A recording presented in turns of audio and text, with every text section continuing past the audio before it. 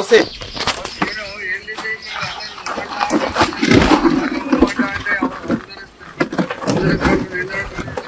ఏముందన్న ఆడ ఖమ్మంలో తుమ్మల నాగేశ్వరరావు చంద్రబాబు ఆదేశాలతోటి రేవంత్ రెడ్డి ఇక్కడ ఇది భూదాన్ సంబంధించిన బోర్డు ఆల్రెడీ 1800 మంది పేదలకు 100 గదుల చొప్పున ఇచ్చింది 2014లో తెలంగాణ రాకముందు ఇచ్చింది. దాని మీద తుమ్మల నాగేశ్వరరావు అనుచరులు, అంతకుముందు పువ్వాడ అజయ్ అనుచరులు, ఇప్పుడు తుమ్మల నాగేశ్వరరావు అనుచరులే, ఇద్దరు సేమ్ ఒక 8 మంది కలిసి అక్కడ ఆ భూముల పైన కబ్జాలు పెట్టుకుంటూ ప్రయత్నాలు చేస్తారు. పక్కనే ఆ భూములకు పక్కనే కలెక్టర్ ఆఫీస్ వచ్చింది. ఆ తర్వాత ఒక ఇంటర్నేషనల్ స్కూల్, ఒక ప్రదేశం డెవలప్ అవుతుంటే ఆ కబ్జాదారుల కన్ను విలువబడ్డది. అయితే గతంలో వందల మంది పోలీసులు వెళ్ళి అడ్జస్ట్ చేస్తే ప్రజలు తిరగబడ్డారు.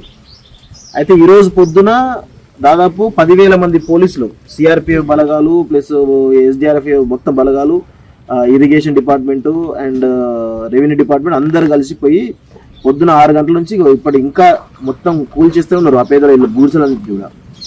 హైకోర్టు ఆర్డర్స్ ఉన్నాయి దీని మీద.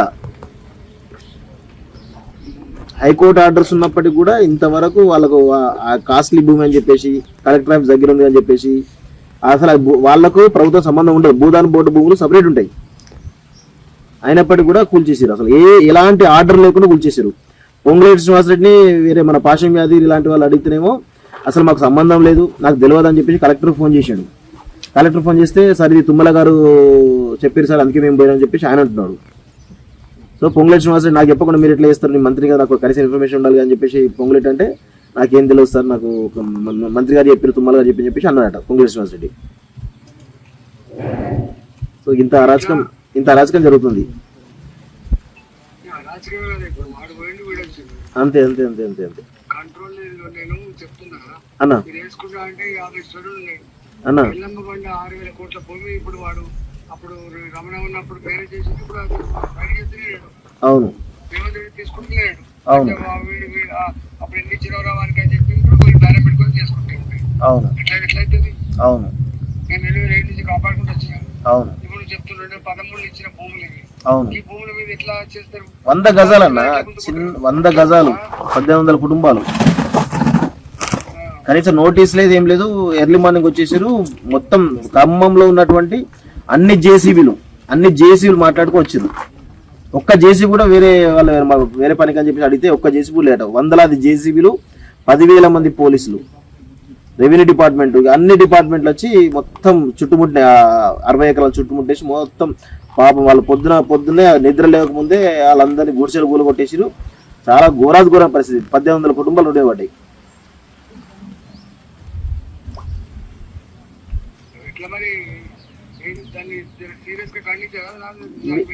నేను చేస్తున్నా, మేము అటే పోయినాం. ఆ కవరేజ్కి వెళ్తుంటే మమ్మల్ని నగరికల్ కేసులో అరెస్ట్ చేసి, నగరికల్ పిఎస్ దగ్గర అరెస్ట్ చేశారు. శాలిగౌరం పిఎస్ లో ఉన్నారు ప్రజెంట్ ఇప్పుడు.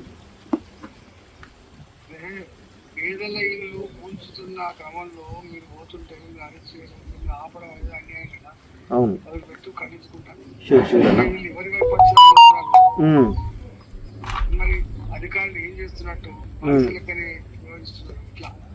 అన్న. ఓకే అన్న తప్పకుండా. థ్యాంక్ యూ అన్న. షూర్ అన్న. మీరు కూడా ఈ రేపల్లుండో మరి మీరు ఖమ్మం ప్లాన్ చేయండి అన్న. మీరు కూడా వెళ్ళండి. వెళ్తే కొంచెం పేదలకు అండగా ఉన్నట్టు ఉంటుంది.